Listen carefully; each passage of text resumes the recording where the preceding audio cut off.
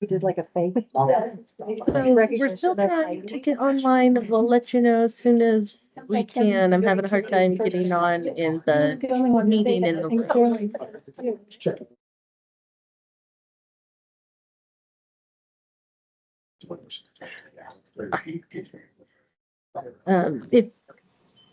If you want to speak, Pamela, go ahead. No, I was just trying to give you a thumbs up to say I heard you and I raised my hand. Sorry. Okay, cool. I'm actually going to leave this to see if that'll make it easier for me to join on the other screen. We'll see. I'll be back.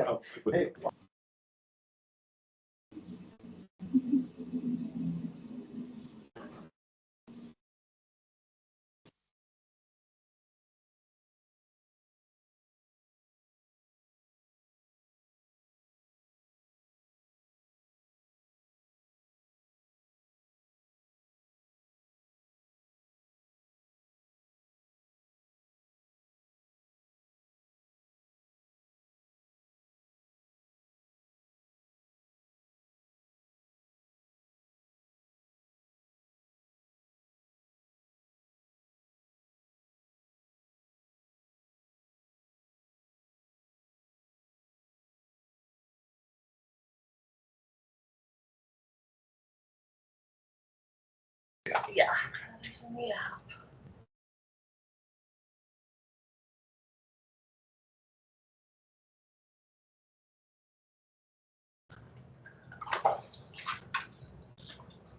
Okay.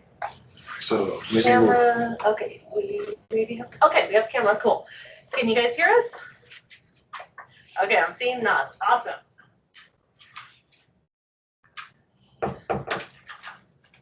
Join from this one too. I was trying to share presentation. I can. Okay.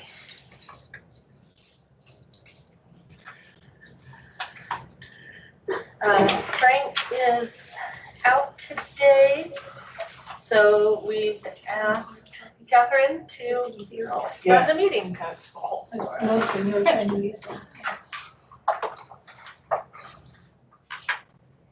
You all set? Okay, good morning, or good afternoon, everyone. This is Catherine Moore, and I'm filling in for Frank and Lisa. So I'll go ahead and call the meeting to order at 1:07. And we'll start with the roll call if you want to run through that. Yep. Frank, Lisa, Supervisor Begay, Councilmember Garcia. I'm present. Pamela Buzzard. Present. Shannon Greenwood. Present. Catherine Moore. Here. And David Portree. Welcome. So David is new to the board, right? Yeah. So I thought we would start with going through everybody with introductions on, who you are and kind of what you're representing here. And do we want to start with the people online? Pamela, you want to start?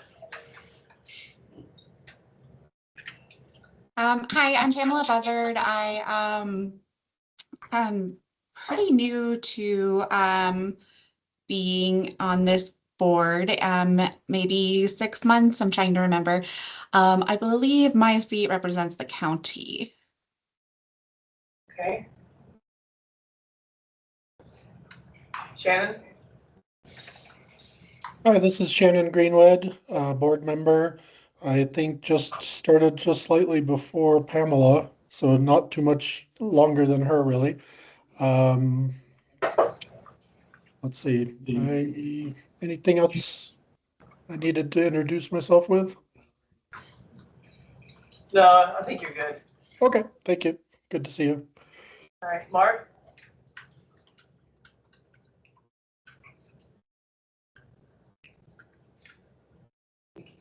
He just took his meeting off, so. Okay. Mark Caesar, I'm the library IT manager. All right. That better there? There we go. go. There I am. Jennifer?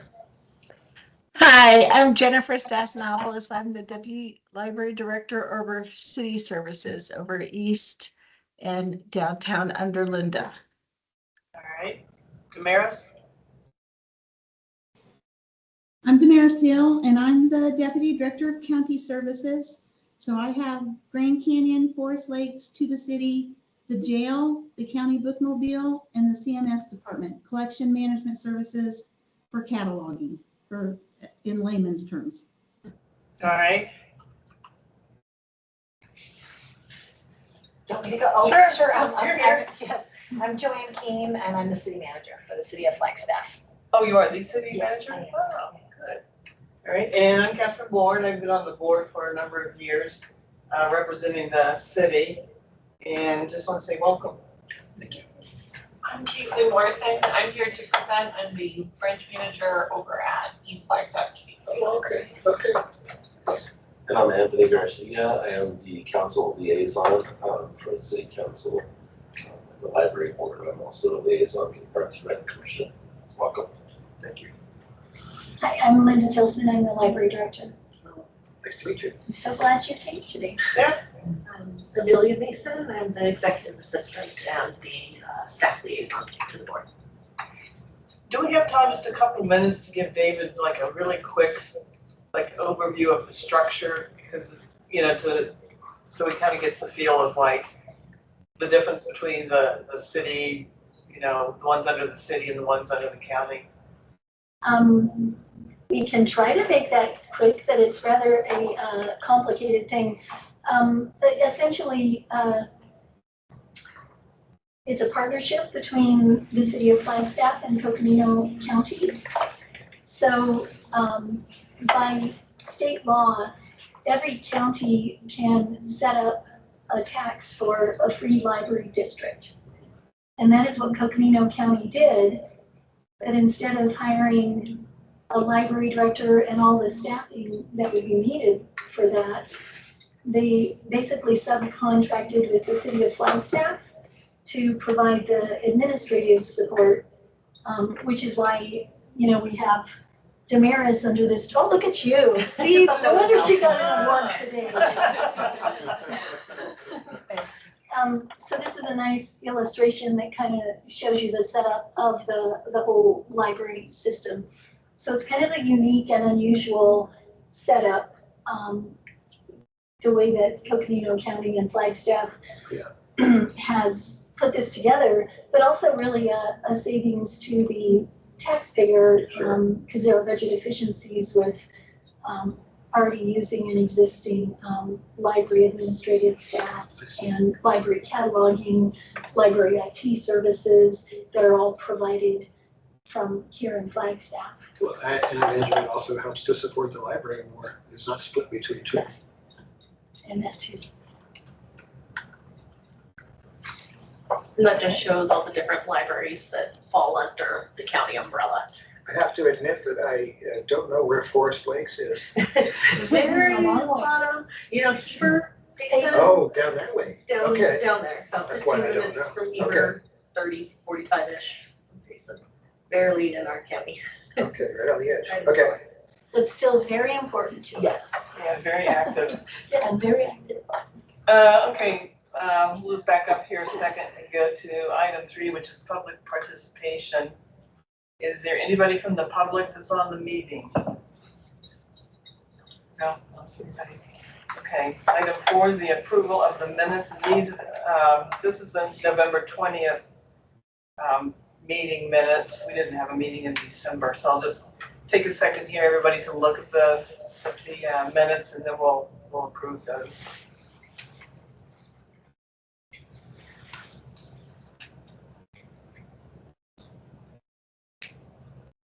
Okay, do I have, does anybody want to say anything about the minutes or make any changes?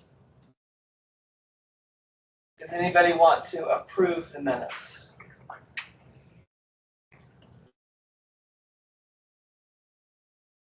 I'll move to approve the minutes. Okay. And do I have a second for that? Okay, so David seconds. Item 5. Wait, all in favor? Oh, we have to, okay. All in favor of approving the minutes, say aye. Aye. Aye.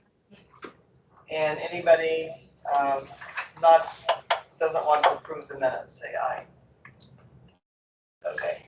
The ayes have it. On to item 5, information, communications, disclosures from the board liaisons or staff. Does anybody have anything they want to bring up at this point? I do have one. Okay. So we're very fortunate. We're going to be able to work with the city beautification department on designing doing a proposal for artists to design the new wrap for the new bookmobile. And we're doing a call for artists soon. Next weekish, I think. But we're hoping to have a member of the board serve on the review panel for looking at the artist submissions and making a selection. So it's a 5-person review panel.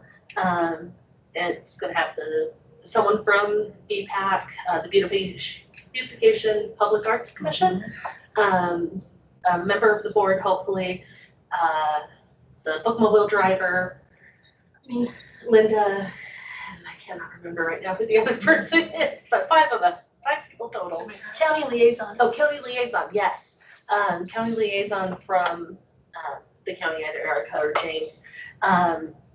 Tentatively, the panel meeting will be February 25th from 1 to 4. They recommended a 3-hour time block.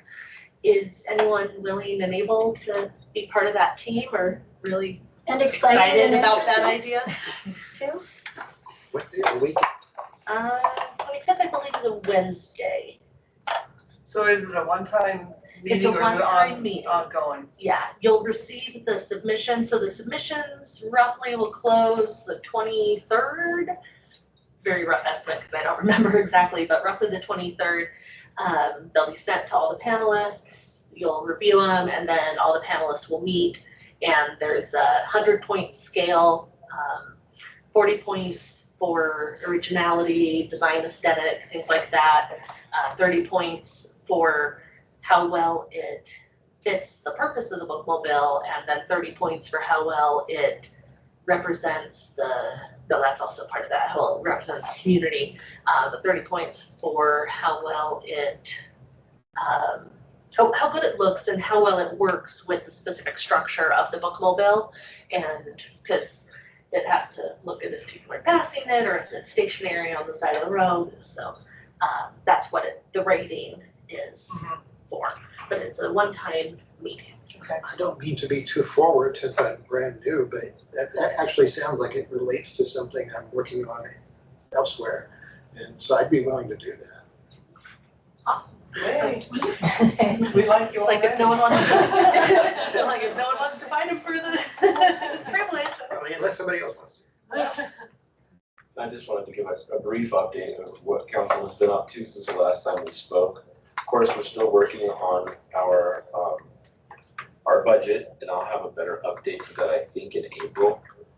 But for right now, this last month, we, thanks to city manager King, we are working on our strategic planning as a council, trying to build some synergy and some teamwork together so we can start kind of focusing on what our plans are as a group. And that's pretty much it for me. Okay, thanks. And we haven't done that since 2017. Yeah. Wow. So it's exciting. It's gonna encapsulate all of the city. And Judy's not on, right? She usually gives an update. Judy is not with us today. Anybody else have anything, any information or communication? No, but I just had a quick question. When you were talking about the art, is that literally physically on the bookmobile itself, right? Yeah, it'll be a wrap, vinyl wrap that'll be applied. So part of the reason for the quick turnaround is once it gets finalized, so once the panel, this I also meant to say, once the panel picks their design, then that design will go to the BPAC Commission for approval and then back to the library board for your approval as well. And then we'll send that to Farber, who's building the bookmobile, and they'll apply it there on site before it even comes to us. And who pays for that? Is that? It's included in the, well, okay, two parts. The applying of the vinyl and that side is included in the price of the bookmobile.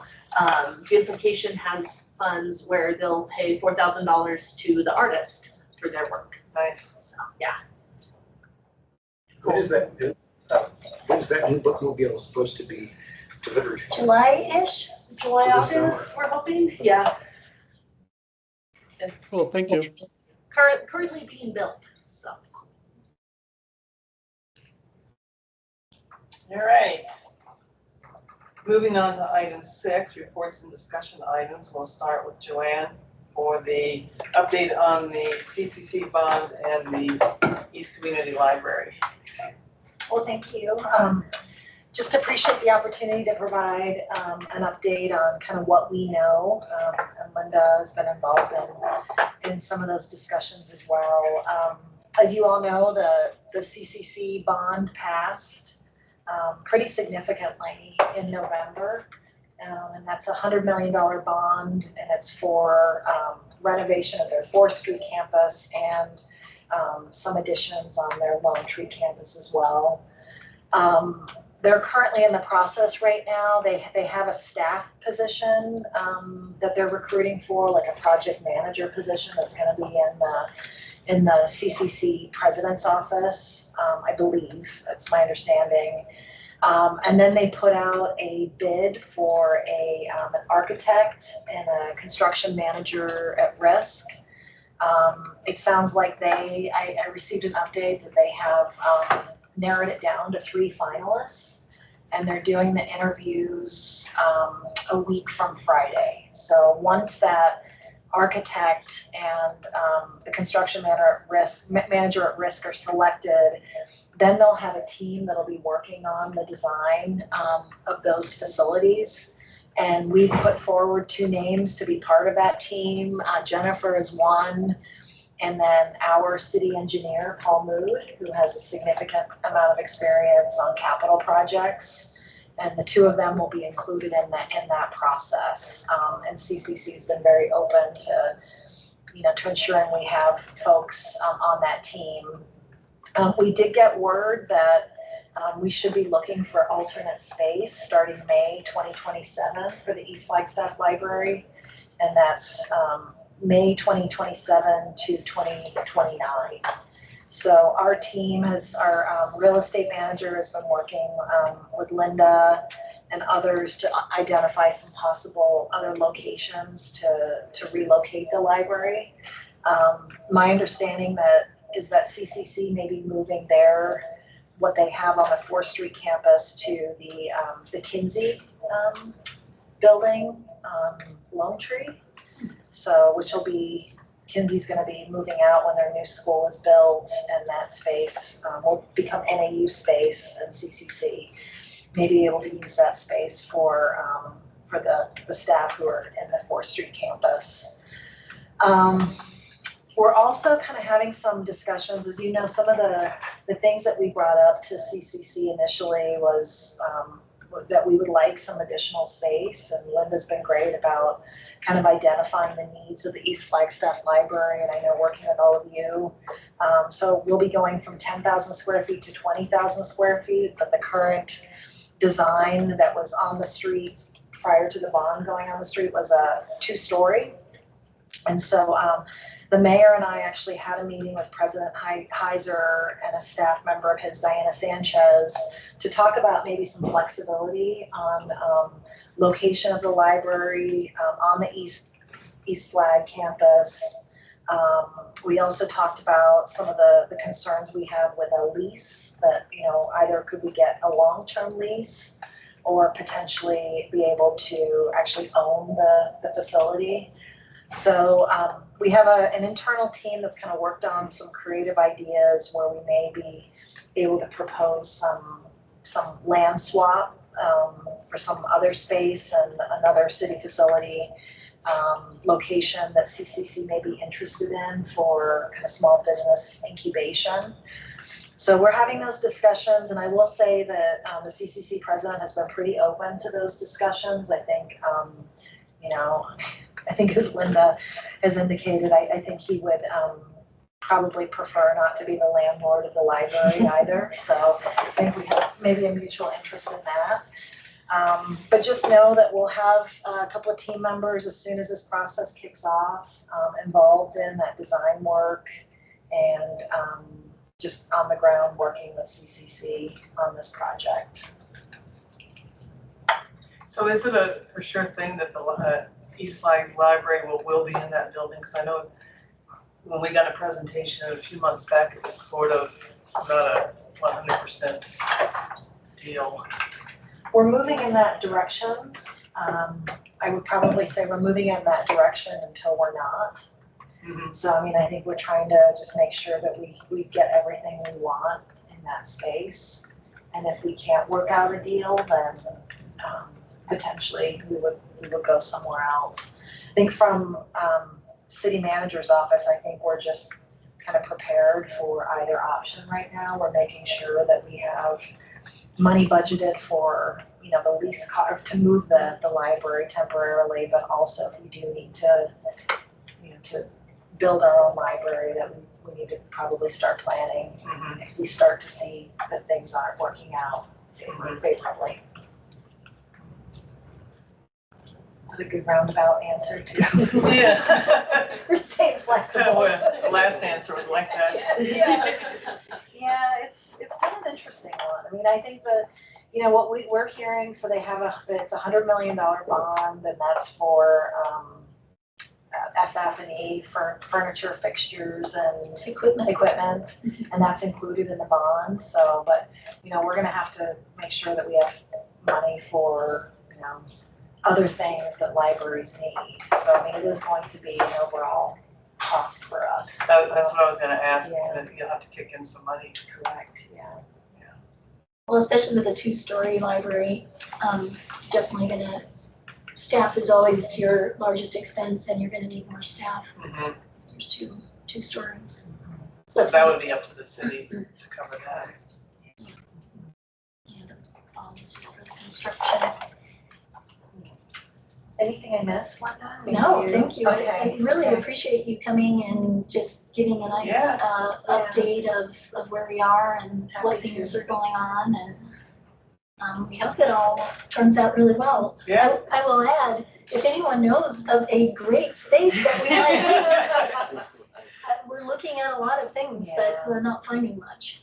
So, In that area. well, try to stick on the we're east trying side. to at least be on the east side somewhere, maybe further east, maybe a little slightly more west, but really would like to be as east as we can. Yeah. And as close to that location, although really that 4th Street corridor, we're coming up with zero.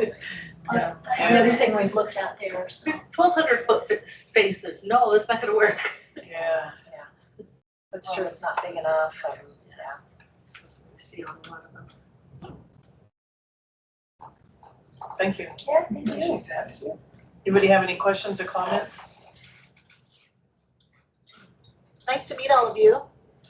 Thank you for your service. Yeah. All right. Well, we will move on to Linda with the director's report. Right, well, you might have noticed your director's report this time was a little bit on the long side since we didn't meet in December. It was great. Thank you. So I'll just go through and highlight a few things from the director's report, and then if there are questions, feel free to wait until I'm done or ask me right while I'm speaking. I'm fine either way. So youth services was very busy toward the end of December and on into January. They had 4 group visits, 3 Saturday story times, and the 47th annual holiday program, and a gingerbread house program. So they've been very busy, and there are some nice photographs in your report. One of the things that I think was really great this year is that we were able to have the PALS mobile at the city tree lighting downtown, and they had quite a few visitors. So some great photos if you have the time to look it up. Lots of photos from all that was going on in youth services. And then on the, let's see, on the third page, the adult services here at the downtown library put together an ornament making program. But somehow the message didn't quite get out to everybody that it was for adults. And they had a ton of kids show up too. So the youth services department jumped in with a kids craft that was easier to do, which was great. I mean, just the staff worked together that way and pivoted at the last minute, and it turned out to be a wonderful program. And there's also some photos of that. Collection management services, which David, for your information, it's kind of the back of house part of the library where we order materials, we receive materials, we do all the cataloging that puts things in their various Dewey areas. And so when we say CMS, that's what we're talking about. Because sometimes I think we throw out that term, and even if we say collection management services, people are like, oh, for people that have bad finds? Yeah, not that kind of collection. Not that kind of collection. So we got some interesting information from a new software that Collection Management Services has, and it gauges the library collections performance on different categories. And so we can tell items that are dead on arrival. In other words, we order this book and we're like, it got great reviews, we think our community will really love it, and no one ever checks it out. So this software tells us that one was dead on arrival. We actually do pretty well on that. We didn't have a ton of dead on arrivals. It also assesses how many DEI items we have, what kind of diversity do we have in the collection, and we're doing well on that and have made good progress when compared to peer libraries. And then a couple of the other interesting things from that, it shows us which outdated nonfiction we have, which is a very good thing to be keeping track of, because we don't want to have books in the library that have medical information that's not true or too old. So that's another indicator that it gauges. And then I thought this was interesting. I'd never heard this term before, grubby items. No, the software can't tell that it's dirty, but it can tell if it's circulated 40 times or more. So if one book has been checked out 40 or more times, it probably is grubby. And that means like replace it? Probably. Although some wear better than others. You know, if it's a good hardcover book, it's. Yeah, at least check it. Yeah, Yeah. picture books at 40 tend to be pretty grubby. Yeah, lots of little hands that maybe aren't always clean. Does it show like how many holds are on a particular book? Like if there's 20 holds, then order another book? We do have software that does that, but it's not this particular software that I was talking about. And we do track that. We do keep track of that. And what is our number, that if it's more than 7? Five. I thought it was 5, more than 5 holds, then we reorder it. Because I've been 5 like or 15 7. on the list. Was that on I thought Amy said 5 ebook recently. or No, a book. hard copy? Uh-huh. Yeah. This was recently. I was like 15. Usually if it's above at least 7, maybe 5. It automatically buys it. It doesn't automatically. Our staff goes in and checks the report weekly and then purchases another copy. Mhm. It's very possible, especially if Let this us know the was title. recently, yeah. But if this was recently with our different issues with vendors, that we might. Yeah, it was like a new book that had just come out. Yeah, So everybody wanted it. yeah. So we probably have a second one ordered and it's just on the Yeah. way still. I think I remember what it was. Yeah, we're happy to take a look at that too, because Yeah. it might be that we need to order maybe not just one new copy, but two, if we can. So I'll move through to county libraries. Forest Lakes had a New Year's Eve countdown this year, which I thought that is my kind of New Year's party, because it's at lunchtime, not at midnight. And they had a great turnout. I mean, that's a very small community, but you can see from the photos, they had quite a few people there. So we have it's really pretty much a one-person operation. And he does have some help in the summer, and we are looking into getting him a little more help throughout the year. But he's very dynamic. I mean, he just comes up with these programs and really looks at that local community and serves it so well. Moving on to Grand Canyon Community Library, they did their first annual Polar Express story time, and they had 18 attendees, which, I mean, the Grand Canyon's not that big of a community, so that is a great turnout, and especially for a brand new program.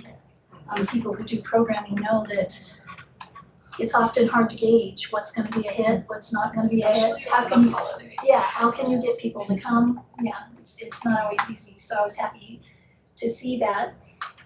Grand Canyon is also, the librarian up there, Amy, is having meetings with the National Parks Service people. There are a number of issues with the bank building that we relocated into, and it looks like, at least for now, they're looking at addressing some of those issues, the Park Service themselves, which would be great. I mean, we have really old, terrible carpeting, the walls are in very bad shape. The bathrooms are not ADA accessible, so quite a few issues. Is that in the park, the library? It's right by the little grocery. What's the name of that little store? Yeah, it's right in it. It's right, yeah.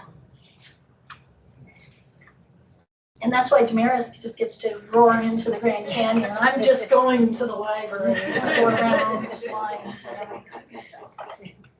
So that's a fun part of her job.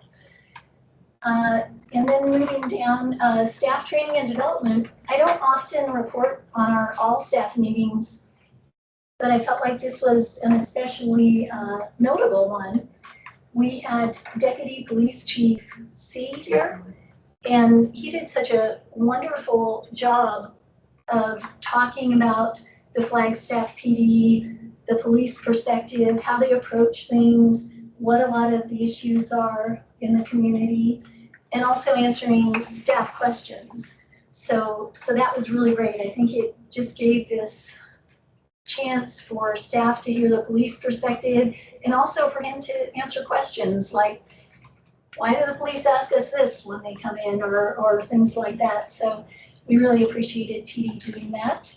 And then Amelia provided a presentation about the library strategic plan and some statistics. And I'll be bringing that to you in February. Yeah, and you think that can't be exciting, but it was very fun. And you will see in February, because we'll do it also here.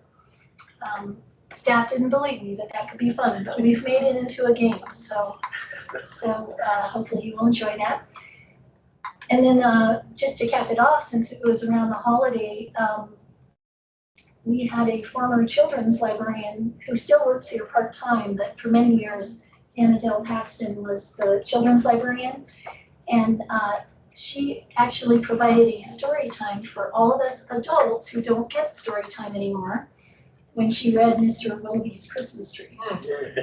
And I said a captivating presentation. Everybody was silent. So it was very captivating. It was so good. Can we do that during a council meeting? Yeah. I think she'd be willing. We could. I think we could. I think Annadelle could definitely pull out. Well, most of youth services people, they've had all kinds of crowds they've provided those for over the years. And so then just a few things out of the December report. I've already been through January.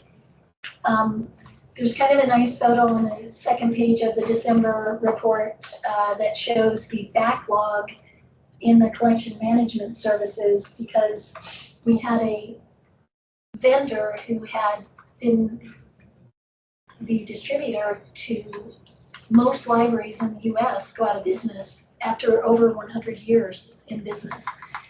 And so we were scrambling, trying to get another distributor to work with. And in the meantime, orders got backlogged. And then when we got things set up, you can see that there's quite a backlog of materials there that had to be taken care of. And CMS staff did a great job of jumping in and getting through that backlog. Because people want their books when they want them, don't they, Catherine? Exactly. Yeah. You want to be number 15. No, none of us want to be number 15. Yeah, so those are all my highlights. And then if anyone has questions, I'm happy to answer any questions.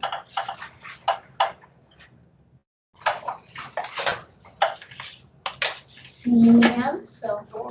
We're good. We'll move on. I'm slightly disappointed that there's not gonna be pictures every single time.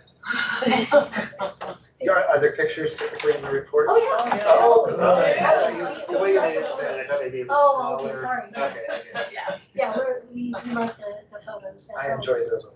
makes it a little more engaging. Thanks so much for coming. Thank you. Nice to meet everybody. Thanks. Okay, we'll move to Caitlin with the East Flag update. Hello, Amelia's gonna get my presentation together here. But the first two slides that just, you know, the title slide and then an introduction about myself. So I can definitely do that right now as Amelia gets it up and running.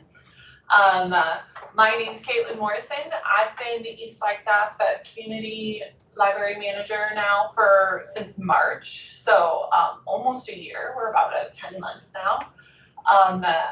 Part of who I am, I've had 11 years of library experience. I've done pretty much almost every single job in a library, from circulation, youth services, adult services. I've ordered. I'm originally from the Midwest, and my favorite things to do are hiking and baseball. And that is my doggie, and that is Wrigley Field, which is a sacred place to me. I'm from Chicago. Yes, Chicagoland. I'm from downstate, Bloomington Normal. Oh, nice. Yeah, my mom's in Pomona right now, so yeah. That's a little bit about me, and I just wanted to do a quick little update reminder about the East Flagstaff Community Library and the staffing that we have. We have 13 staff members, 3 are programmers, 8 library clerks, and we have 1 part-time work study with Coconino Community College, and me, the branch manager. That's some of our staff during Spirit Week recently. And these are our stats from the last fiscal year. So we were open 3,158 hours. We answered about 25,566 questions. Our door counts were at 194,889, and that was up 22% from the previous fiscal year. While our checkouts are down about 10% from the previous fiscal year, our computer usage is at 26,324 computer hours, and that was up 17%. And that is 300 more hours a year than the computers get downtown. Wow. So our computers are really, they're used up a lot. You know, that 4th Street corridor has a lot of services provided to people, and they come to the library to get warm more often. They come to the library for something to do, definitely, as well. And we had 104 programs with 2,129 people in attendance. Our circulation checkouts may be down a little bit, but I know since COVID, libraries all across the country have seen a takedown in circulation. Oh, yeah, the numbers. roundabout thing too. Yeah, the roundabout thing happened. So it happened during summer reading last year as well. So we saw definitely a decrease in foot traffic and program attendance as a result. So The last board meeting minutes or video I watched was about there was a brief update about the roof leak, so I just wanted to let you all know they're fixed. At least they seem to be fixed now. They haven't replaced the roof tiles, so it can be hard to tell when we've had recent water leaks in there because the stains are the same. But we've had leaking issues since July and August of last year, but it really got bad over Indigenous Peoples Weekend. And it accelerated to the point where we lost $290 of materials.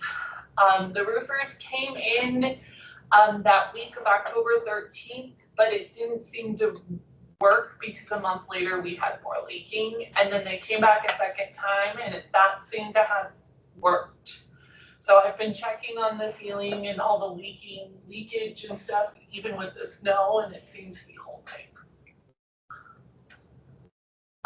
And then on the horizon, the move. I'm so glad we got an update from, about some of this information, but what we're doing at the branch is we're going to do a heavy weeding and spring cleaning to make sure that we're not bringing anything we don't want to bring with us.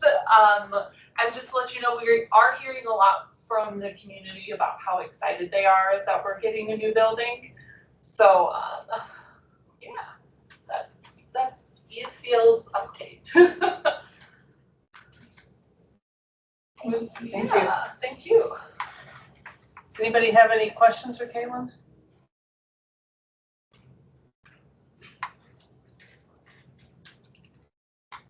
All right. Well, thanks for coming and Of course. giving us the update. All right, we will move on to action items, and we have a review of behavioral policy and matrix. That, Linda, that was included in our packet, so hopefully everybody had a chance to read through it. Amelia, do you want to talk about it or leave the discussion? Yeah, so this was created by the Policy Review Committee and recently got through legal review, and we just wanted to clean up.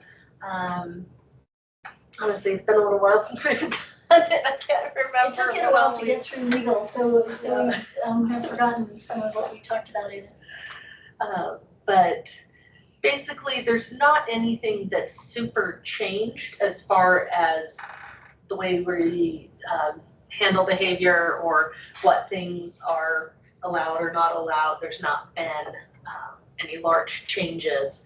It's just been a matter of cleaning it up, trying to make it more bullet point, less wall of text, to make it more accessible. And the big change really though is the matrix, which is the last few pages of the policy, which helps staff to look at incidents or things that might happen and say, okay, that based on this behavior, this is a mild incident, this is a moderate incident, and we start with a 1 day, a 1 week, a 1 month, whatever the case may be, depending on the severity level, to help decide how to proceed with that individual. And it really helps us to be more fair across the board when we're deciding how long to shut down or trespass people for. We're not gonna be able to vote on it because Pam left. Yes, I saw that.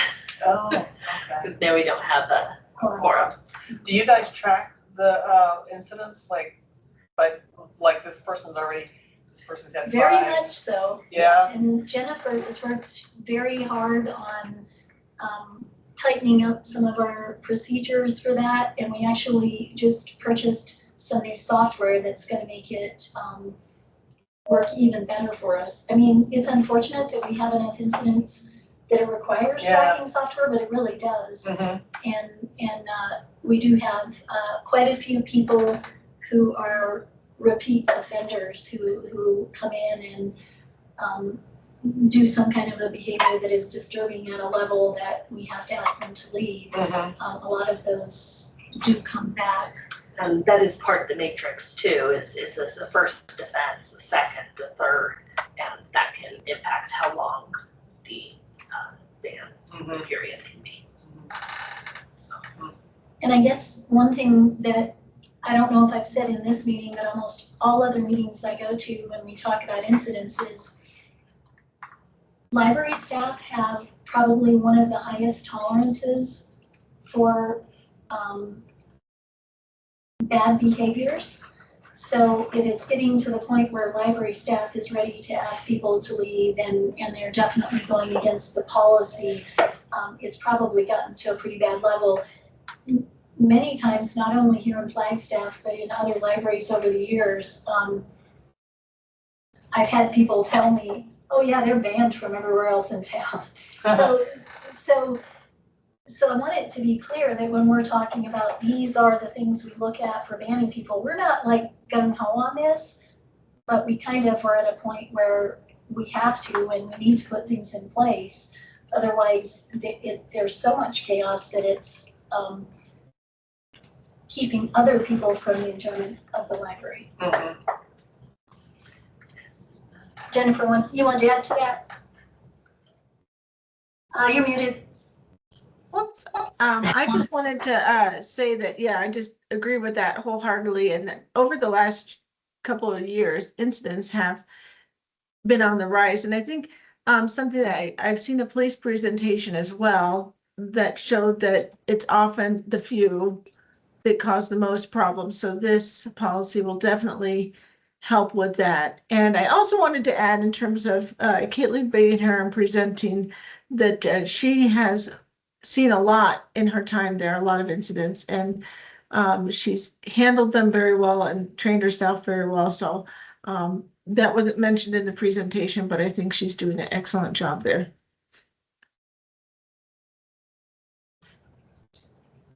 I guess we can move it to the next. Yeah, just put it on next month. Agenda.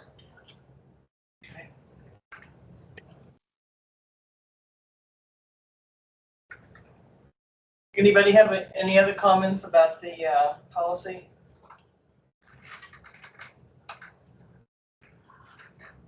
Okay, moving on, we'll go to the item 8 here, which is informational items and requests from board members. Does anybody have anything they want to bring up at this time?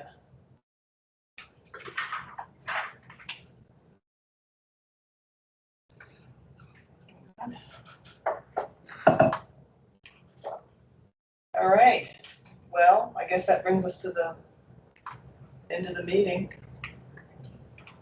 Last chance.